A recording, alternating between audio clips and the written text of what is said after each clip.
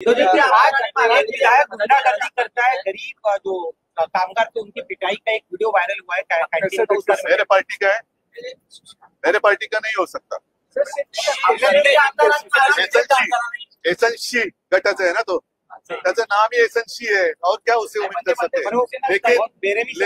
लेकिन ये भी मुझे लगता है कि कुछ ना कुछ चल रहा है। मुख्यमंत्री जी को बदनाम करने का कुछ तो साजिश चल रही है। तो मुख्यमंत्री उन्होंने उनके अँटेना जो है ऑन रखनी चाहिए।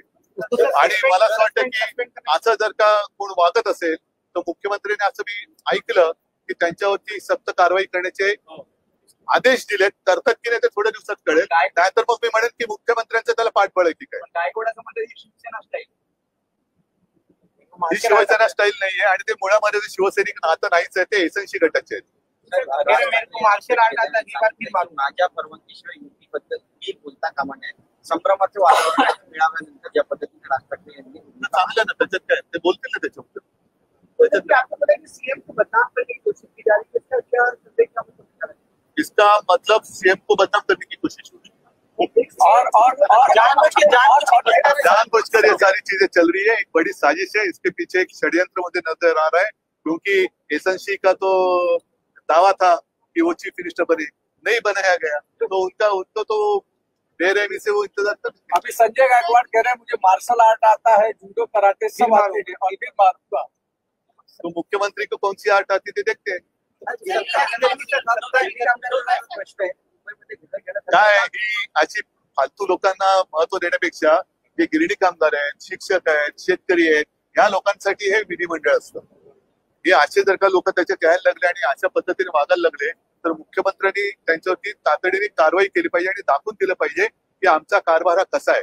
नाहीतर जे मी म्हटलं परवाच म्हटलं की खरा जो भाजप होता त्याचा खून झालाय आणि त्याचे हत्यारे हे सगळे बसलेत की काय असंच वाटतं। विरोधी पक्ष नेता नाही आणि काल मागणी केलेली आहे। सन्माननीय सरन्यायाधीश आले होते, त्यांना सुद्धा आम्ही आमची व्यथा सांगितलेली आहे। बघूया काय होतं। परंतु एका गोष्टीचं मला जरा आश्चर्य वाटतं की आपल्या देशात बऱ्याच वेळेला अल्पमतातलं सरकार चालतं, पण विरोधी पक्ष नेतेपदासाठी मात्र खेचाखेच केली जाते किंवा अडवणूक केली जाते। हे विचित्र आहे, हे सुदृढ लोकशाहीचं लक्षण नाही। म्हणजे मला असं वाटतं की म्हणजे वाटतं कशाला होतच। इंद्रकुमार गुजराल जे पंतप्रधान झाले होते, काय त्यांच्या पक्षाचं काय संख्याबळ होतं, पण तरी ते पंतप्रधान झाले होते।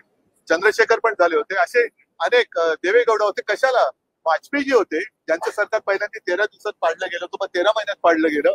तर अल्पमतातला माणूस सरकार पंतप्रधान होऊ शकतो, अल्पमतातला माणूस हा मुख्यमंत्री होऊ शकतो, पण तुमच्याकडे पुरेसं संख्याबळ नाही म्हणून विरोधी पक्ष नेतेपद कसं निवडू शकतात।